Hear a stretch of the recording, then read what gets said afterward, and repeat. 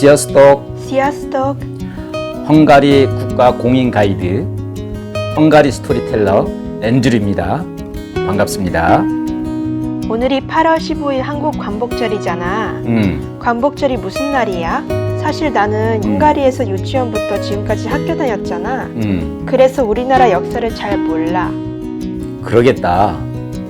대신에 세계를 보는 눈은 많이 넓어졌겠네. 그러면 내가 이해하기 쉽게 8.15 광복절과 당시 헝가리와 유럽 상황을 함께 얘기해줘. 그러면 이해하기 빠를 것 같아. 그거 좋은 아이디어다. 우선 1945년 8월 15일은 대한민국이 일본으로부터 해방된 날이야. 그 전까지는 한국이 일본의 지배를 받고 있었구나. 그렇지. 언제부터 식민 지배받은 거야? 1910년 한국을 침략한 일본이 불법으로 합병을 한 거야. 36년을 지배해. 36년을 일제강점기라 그래. 일본이 강제로 대한민국을 점령한 것을 의미하지. 아, 그렇구나. 그런데 일본이 어떻게 그렇게 일찍이 힘센 나라가 된 거야? 그것은 일본이 일찍 문호 개방을 해서 최고 강국이었던 영국에 가서 그 발전된 산업화를 배우기 시작했어. 그리고 경제뿐만 아니라 군사, 교육을 배워왔어. 그래서 아시아에서는 가장 먼저 경제가 발전했고 또 좋은 무기들을 만들어내기 시작한 것이지. 문제는 그 발전한 경제와 무기를 가지고 대한민국과 아시아를 괴롭혔다는 거야. 그렇게 하면 안 되지. 아무리 힘이 있다고 해도 남을 괴롭히면 안 되잖아. 그렇지. 영국이 최강국이었지, 당시는. 당시 러시아가 커져가니까 영국은 러시아의 확장을 막을 필요성을 느꼈던 거야. 영국은 러시아의 확장을 막기 위해서 1902년에 당시 일본과 동맹을 맺었어. 일본이 최강국 영국과 동맹을 맺었으니 영향력이 더 커졌겠네. 그렇지. 일본이 이를 전략적으로 이용해서 청일 전쟁에서도 이겼고 러일 전쟁에서도 이겼고 이어서 1차 세계대전에도 승전국이 되었어. 아빠, 청일 전쟁은 뭐고 러일 전쟁은 뭐야? 청은 청나라, 중국을 의미하고 러는 러시아를 의미해. 청일 전쟁으로 일본이 이기고 일본은 한반도 지배권과 그리고 중국 랴오뚱 반도를 차지하게 되었지. 그러면 러일 전쟁은? 러일 전쟁의 결과는 일본이 만주를 차지하게 되었고 우리 대한민국 한반도에 대한 지배권이 굳혀져 버렸어. 아무도 일본이 이 한반도를 지배하는 것에 대해서 태클을 걸지 않았지. 아, 그렇구나. 그 다음에는 어떻게 됐어? 일본은 욕심을 더 부려가지고 아시아를 다 먹으려고 했어. 1914년에 유럽에서 전쟁이 일어나잖아.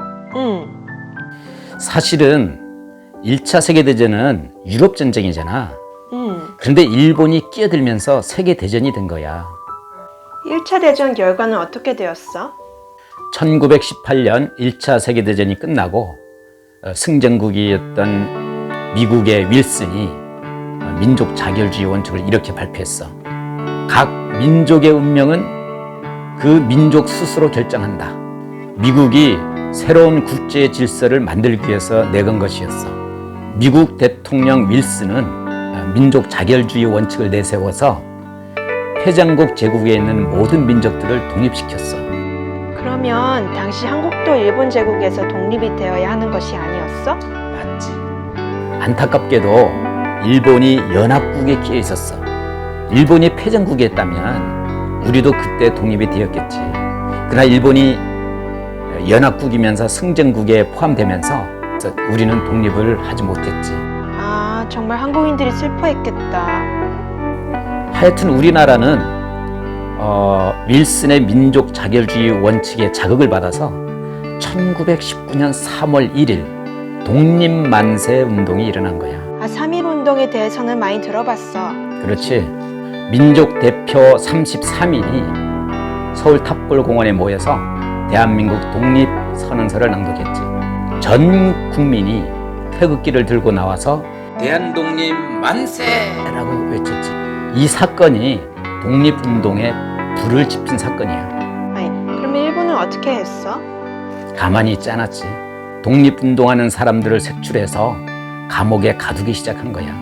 일본은 대한민국을 완전히 지배하기 위해서 민족 말살 정책을 썼어. 일본화를 시작했고 이름도 일본어로만 쓰게 했고 학교에서는 일본어로 가르치기 시작했지. 정기적으로 신사참배를 하며 일본 천황을 숭배하도록 했어. 기독교인들은 우상 숭배를 하지 않잖아. 그래서 당시 대부분의 독립운동 지도자들이 다 기독교인들이 많아. 목숨 걸고 독립운동을 한 것이지. 그 중에 주기철 목사가 있는데 못 박힌 길을 맨발로 걷도록 고문을 했어. 그래서 주기철 목사는 맨발로 그 못길을 발바닥에 꽂히면서 피가 흘면서 걸어가. 그래도 일본의 고개를 숙이지 않았어. 그래서 결국은 순교당했지. 당시 유관순도 독립운동하다가 죽은 거 아니야? 당시 유관순은 이화학당의 여학생이었어. 감옥에서 너무 많이 고문을 당해서 순교를 했어. 당시 너보다도 더 어린 학생이었지. 아이고, 나보다 어리다니. 여자의 몸으로 많이 힘들었겠다. 그렇지. 유관순이 감옥에서 쓴 글이 유명해. 내 손톱이 빠져나가고 내 귀와 코가 잘리고 내 손과 다리가 으깨져도 그 고통은 이길 수 있사오나 나라를 잃은 그 고통만은 견딜 수가 없습니다.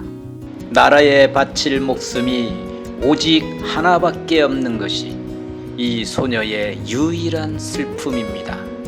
대단하다. 어린 여자의 몸으로 그렇게 하다니. 정말 대단하지. 민족의 독립을 위해서 자기 목숨을 바친 거야.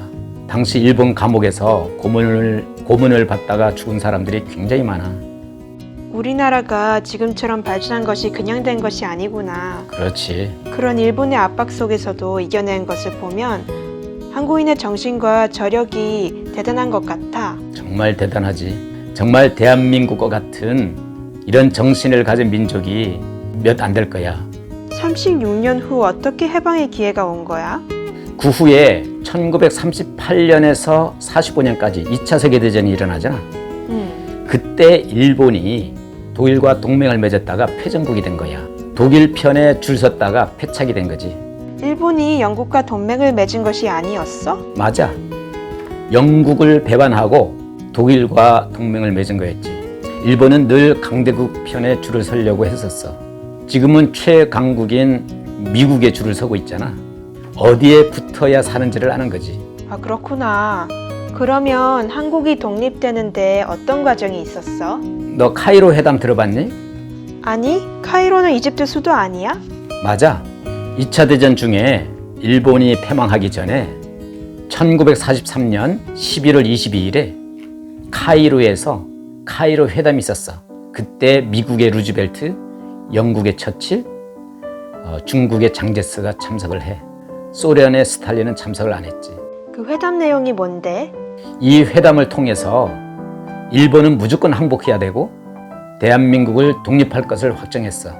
카이로 회담 선언은 대한민국이 독립국가가 되는 것을 국제사회에 처음 선언했다는 점이 큰 의미가 있어. 그리고 일본은 바로 항복한 거야? 아니지. 1945년 5월 9일에 독일은 항복을 했는데 일본은 항복을 하지 않는 거야. 그래서 다시 포츠담 회담을 했는데 독일이 항복한 이후에 7월 26일에 독일 포츠담이라는 도시에서 회담을 열었지. 포츠담 회담 결과는 뭐였어? 포츠담 회담에 있어서 아주 우리에게 의미 있는 것은 카이로 선언 때 했던 일본은 항복을 하고 대한민국은 독립을 한다는 것을 재차 확인시켜준 회담이 되었어. 그래서 일본이 항복했어? 일본이 끝까지 버틴 거야. 포츠담 회담을 완전 묵살해버렸지. 그래서 미국 대통령 트루만이 8월 6일에 히로시마에 8월 9일에 나가사키에 원자폭탄 투하하는 것을 명령했어. 인류 역사상 지금까지 최초 원자폭탄 투하한 사건이야. 그리고 8월 15일에 항복을 선언했지. 8월 15일은 일본이 항복을 선언한 날이고 대한민국에는 해방과 독립의 날이네. 그런 셈이 된 거지. 그리고 3년 후에 1948년 8월 15일에 대한민국 정부가 수립이 돼. 이제 독립국가가 된 거야. 일본의 항복과 대한민국의 광복, 그리고 정부 수립을 기념해서 광복절을 만든 거야. 광복이라는 의미는 주권을 영예롭게 되찾았다는 의미야. 그런데 왜 다시 남북한으로 나뉜 거야? 불행하게도 한국은 일본으로부터 독립을 했지만 또다시 남북으로 나뉘어지는 불행을 안게 되었어. 2차 세계대전 후 독일은 전쟁방 국가요 패전국가가 되기 때문에 동독과 서독으로 나뉘게 돼.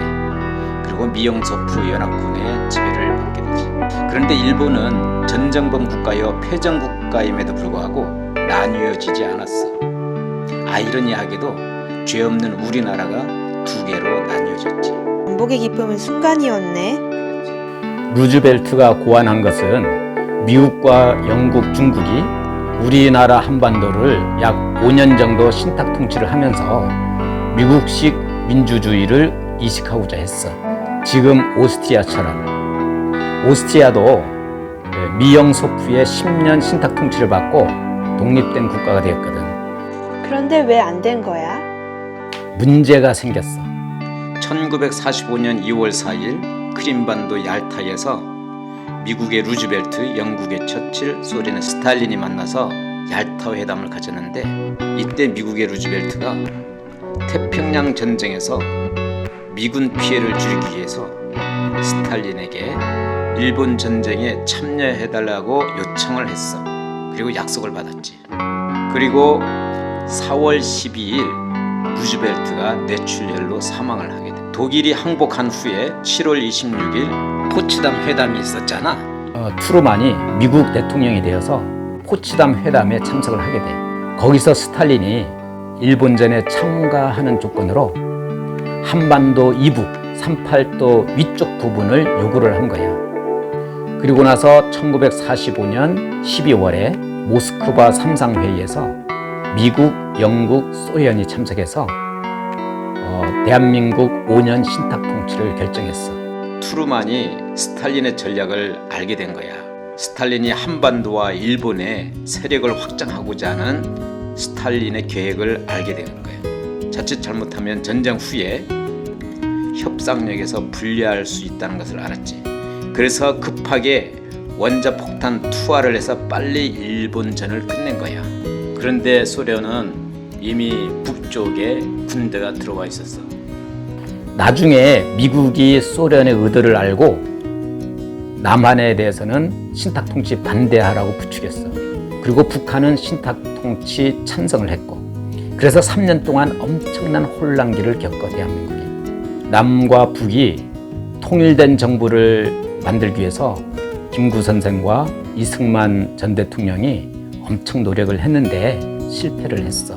소련의 힘을 얻은 김일성이 협조를 안 한 것이었지. 일본으로부터 독립은 했지만 남북한이 다시 나뉘는 불행을 안게 된 거야. 그래서 3년을 기다리다가 1948년 8월 15일 우리 남한만 대한민국 정부를 수립하게 된 거야. 우리가 중국도 조심해야지만 러시아도 조심해야 돼. 일본을 조심해야 될 것은 뭐 말할 필요도 없고, 우리나라 주변을 보면 다 적들만 있고 우리 편은 없다고 생각하면 돼.